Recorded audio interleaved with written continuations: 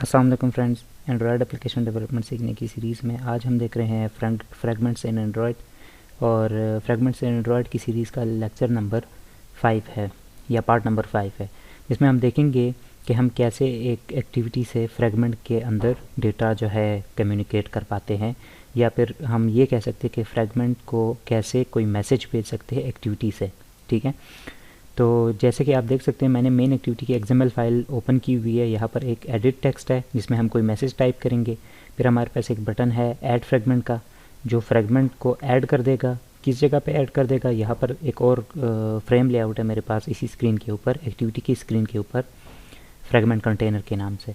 उसकी जगह पर वो फ्रेगमेंट ऐड कर देगा।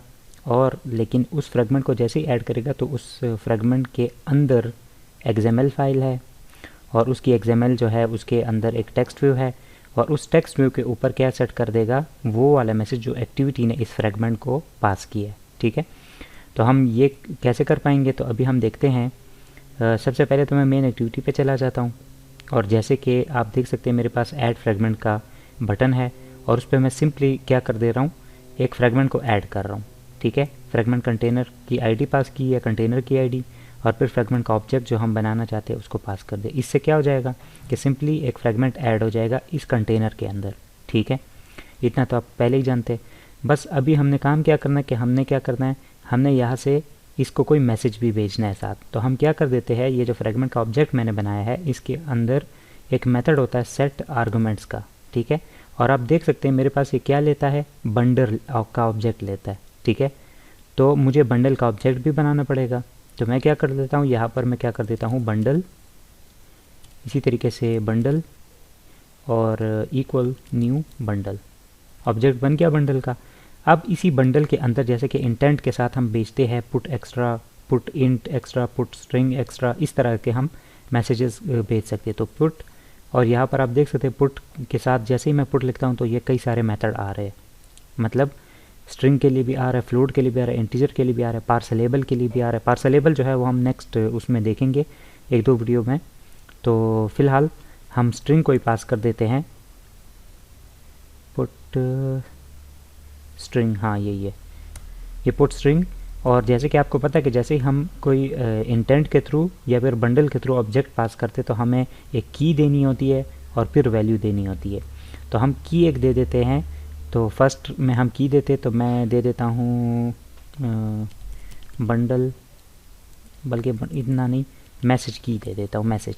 ठीक है, सेकंड वैल्यू जो है वो हम वैल्यू पास करते तो सेकंड में हम क्या दे देते हैं, सेकंड में बाइंडिंग के अंदर जो एडिट टेक्स्ट है ना, binding dot input data dot gate text, उससे हम टेक्स्ट गेट कर लेंगे और उसको स्ट्रिंग में कन्वर्ट कर देंगे। ठीक है, तो जो भी यूज़र ने इस इनपुट डेटा का, ये जो एक्टिविटी मेन के अंदर इनपुट डेटा का ये एडिट टेक्स्ट है, इसका डेटा गेट करके स्ट्रिंग में कन्वर्ट कर देगा और उसको बंडल के अंदर सेट कर देगा। और फिर यही बंडल का जो ऑब्जेक्ट है मैं क्या कर दूंगा, यहाँ पर पास कर दूंगा। ठीक है, तो बंडल का ऑब्जेक्ट पास हो गया, यहाँ से मैसेज चला गया। अब मैं अपनी माई फ्रेगमेंट की जो क्लास है वहाँ चला जाता हूँ, और यहाँ पर मैं क्या कर लेता हूँ कि यहाँ पर एक और आप इधर भी कर सकते हैं, यहाँ पर ये रिटर्न से ऊपर करके यहाँ पर भी कर सकते हैं। लेकिन जो ऑन क्रिएट व्यू का मेथड होता है उसको हम सिर्फ बाइंडिंग या इसी तरह की इनिशियलाइजिंग वगैरह करते हैं। तो यहाँ पर हम इनिशियलाइजिंग तो नहीं कर रहे कुछ, तो मैं क्या कर लेता हूँ, यहाँ पर मैं ऑन व्यू क्रिएटेड का एक मेथड होता है, ये तब कॉल होता है जब हमारा फ्रेगमेंट का जो व्यू होता है वो पूरी तरह क्रिएट हो जाता है। और ये भी मैंने आपको बताया हुआ है आई थिंक सेकंड वीडियो में इसी सीरीज़ की। तो आपको पता चल गया होगा कि हम क्या करते हैं, ये ऑन क्रिएट व्यू का मेथड तब कॉल होता है जब व्यू क्रिएट होने वाला होता है, और ऑन व्यू क्रिएटेड का तब कॉल हो चुका होता है कि जब व्यू क्रिएट होके डिस्प्ले हो गया होता है। ठीक है, तो ये आ गया।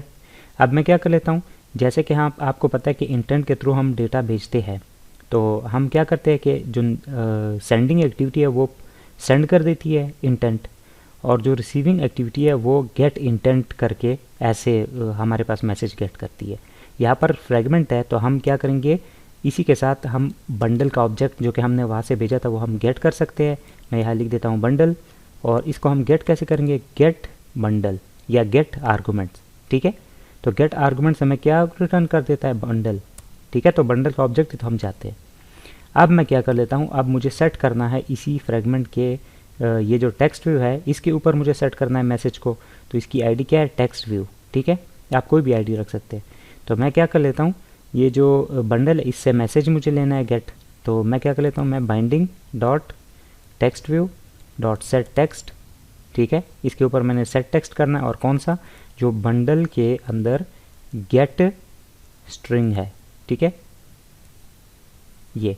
और स्ट्रिंग कौन सी वाली स्ट्रिंग मैंने गेट करनी है, जिसकी की है मैसेज, एग्जैक्ट वही वाली की आप पास करेंगे जो वहाँ से आपने पास की हुई है, ठीक है। अब मैं जाता हूँ एप्लीकेशन को रन करने, और फिर आपको आउटपुट जो है वो समझ आएगी। तो आप देख सकते हैं हमारी एप्लीकेशन रन हो चुकी है। यहाँ मैं कोई मैसेज लिख देता हूँ, तो मैं लिख देता हूँ हेलो वर्ड फ्रैगमेंट, ठीक है, ये लिख दिया मैंने। और मैं क्या कर लेता हूँ, यहाँ से ऐड कर लेता हूँ। तो आप देख सकते हैं जो मैसेज मैंने यहाँ पर लिखा है एग्जैक्ट वही वाला मैसेज यहाँ पर आ गया।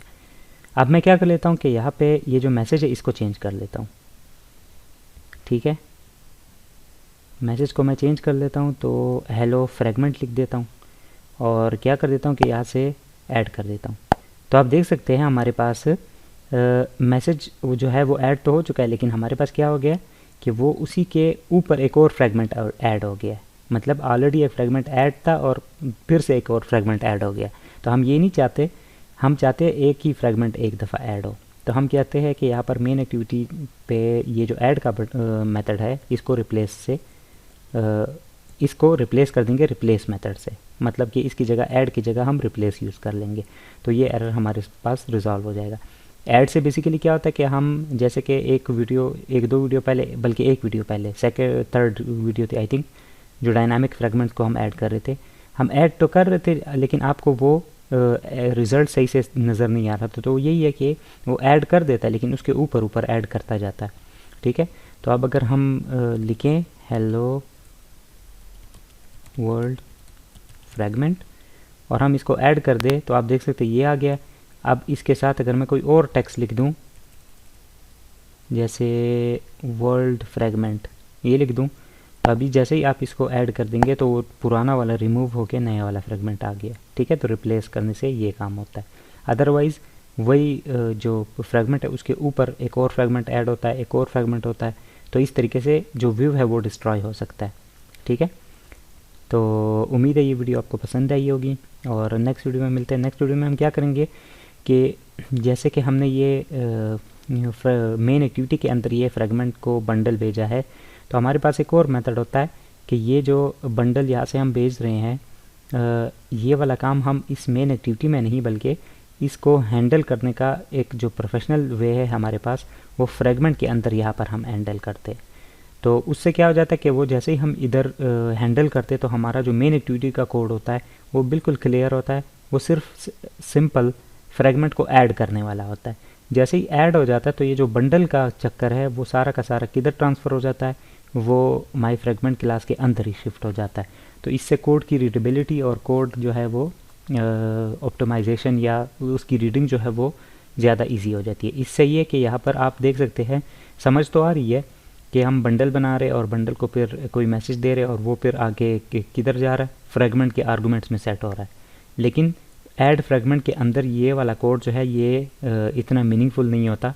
इसको आप क्या कर देते, सिर्फ ऐड का जो मेथड है उसको आप यूज़ करें एडिंग के लिए, मतलब सिर्फ फ्रैगमेंट ऐड करने के लिए आप सिंपल ये काम करें। उससे जो बाकी का काम है वो आप किसी सेपरेट क्लास में या किसी सेपरेट फंक्शन के अंदर कर सकते। तो हम नेक्स्ट वीडियो में जो देखेंगे मेथड, उसमें ये जो फ्रैगमेंट ऐड बंडल ऐड करने का काम है ये आप यहाँ करेंगे, मतलब फ्रैगमेंट की जो क्लास है उसके अंदर ही इटसेल्फ हम उसको ऐड कर देंगे। तो तब तक के लिए मुझे इजाज़त दीजिए। अल्लाह हाफिज़।